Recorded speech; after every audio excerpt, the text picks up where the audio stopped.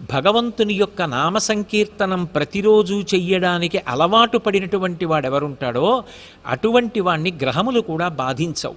ప్రతిరోజు భగవన్నామం తెలిసి కానీ తెలియక కానీ చెప్పగలగడం ఒక అదృష్టం. అయితే కేవలం నామం చెప్పడం వల్ల ప్రయోజనం కలుగుతుంది అన్న మాటకి ఎంత సారమున్నదో దాని యొక్క కొనసాగింపు కూడా అంత సారవంతము. ఎందుకంటే భగవంతుని యొక్క నామములు గౌణములు. అవి కేవలం ఏదో భగవంతుడికి బాలసారి చేసి పెట్టిన పేర్ల వంటివి కావు.